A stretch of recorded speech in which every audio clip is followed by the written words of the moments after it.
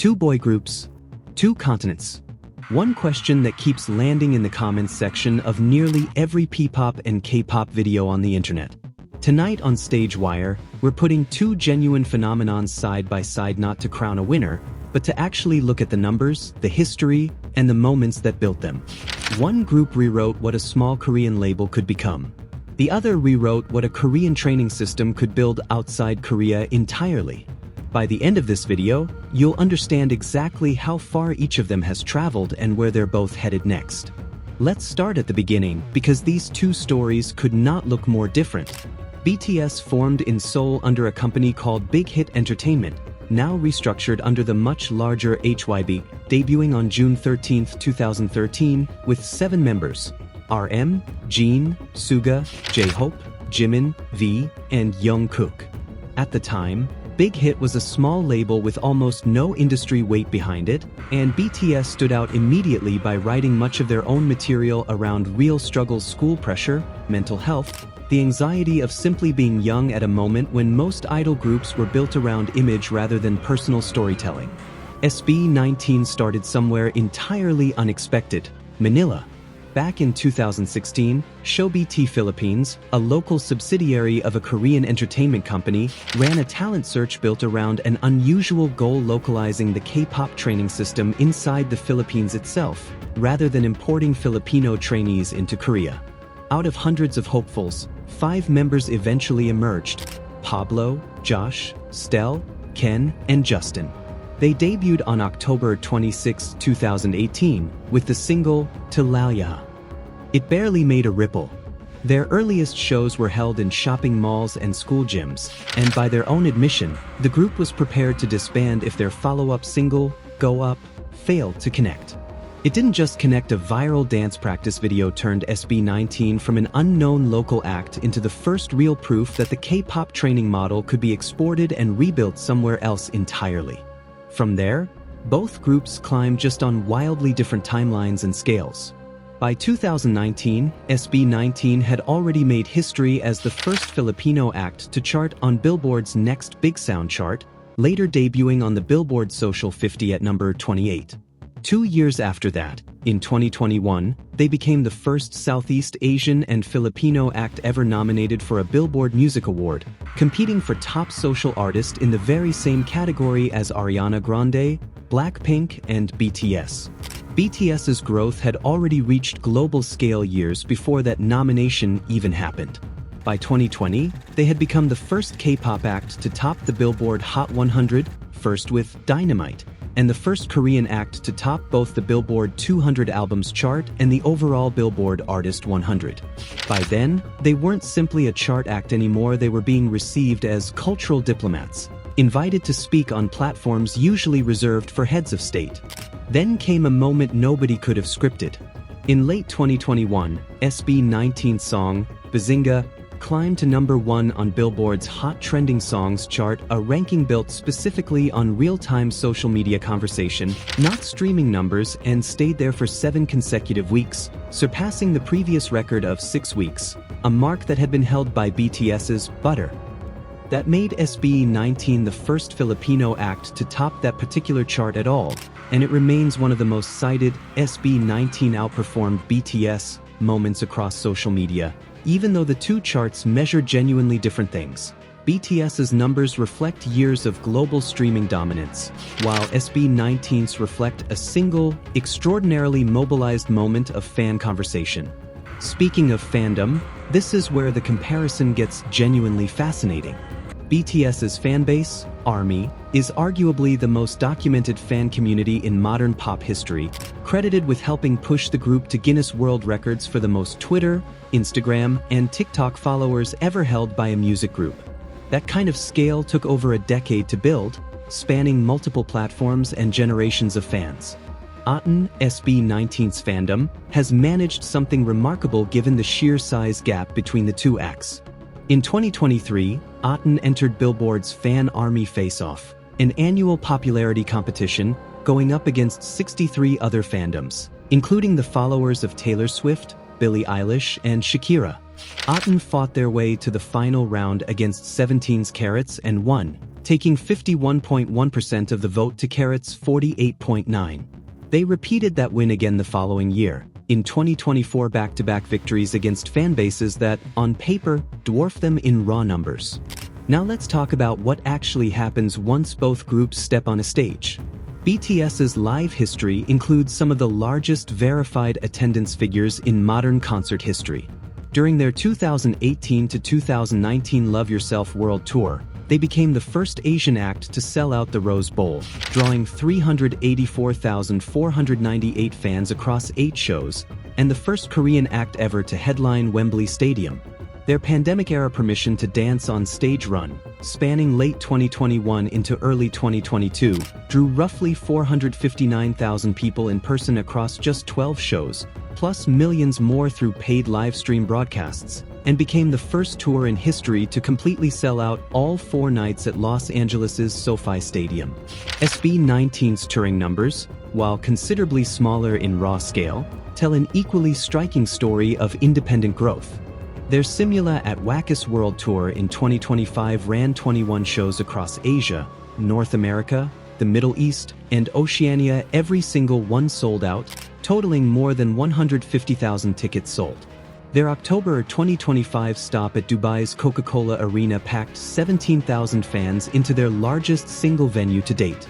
What makes this especially notable is that SB19 operates independently through their own artist-owned company, 1Z Entertainment, without the multinational infrastructure or production budget that powers a tour on the scale of BTS's current run.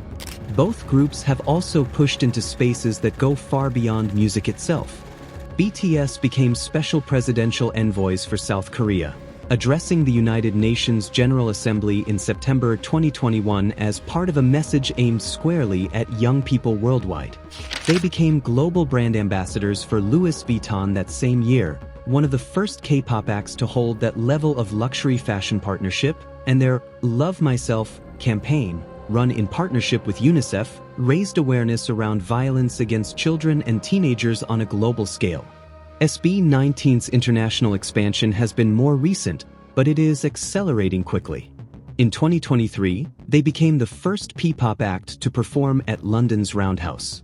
And as of this very month, they made history again, becoming the first Filipino group ever booked for Lollapalooza in Chicago, immediately following an appearance at the Grammy Museum's Global Spin Live series, where the museum itself described the group as one of the most influential acts in Southeast Asian music. They've since signed with United Talent Agency for global representation, a clear signal that major international management now sees the same kind of worldwide potential in P-pop that it once saw in K-pop. On pure streaming numbers, the gap between the two acts is enormous, which makes sense given that BTS has had 13 years and a global infrastructure behind them, compared to SB19's 8 years as an independent act.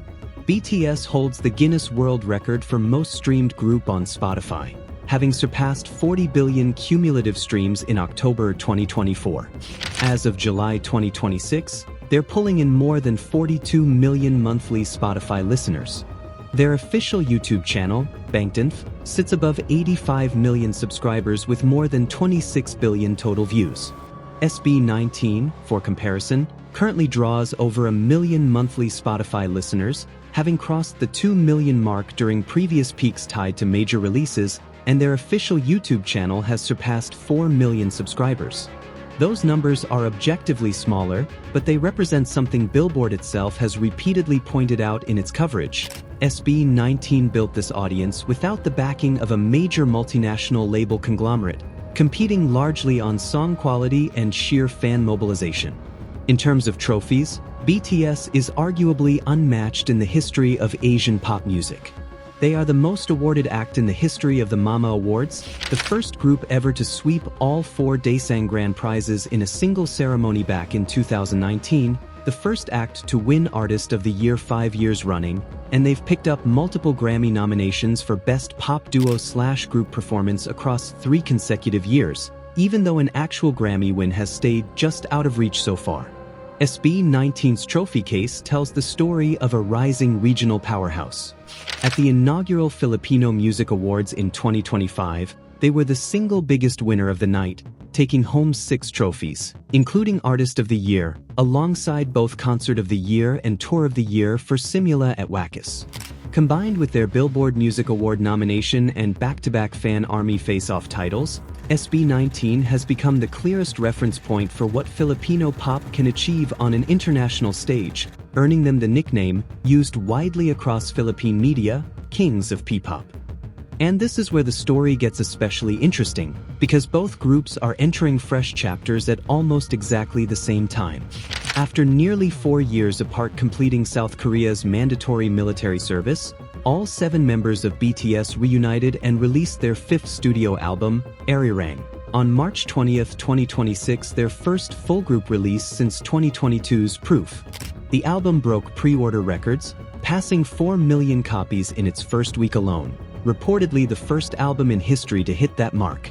Their accompanying ARIRANG World Tour kicked off in April and is set to run more than 80 shows across 34 cities through March 2027, already being described as the largest world tour ever mounted by a South Korean act, with every announced date selling out immediately.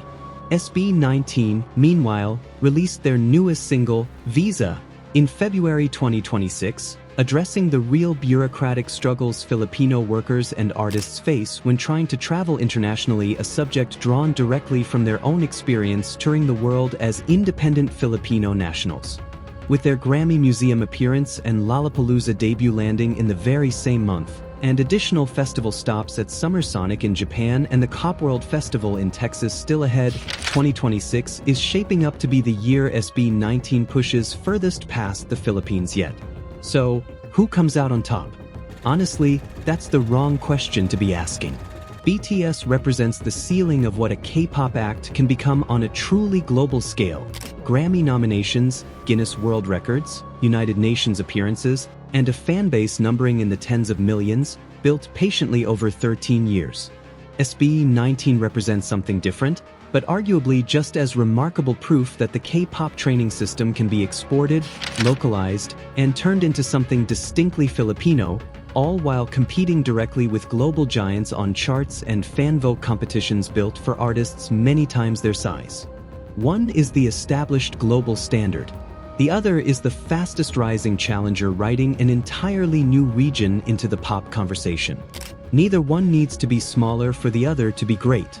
That's the full story, the numbers, the history, and exactly where both of these groups are headed next.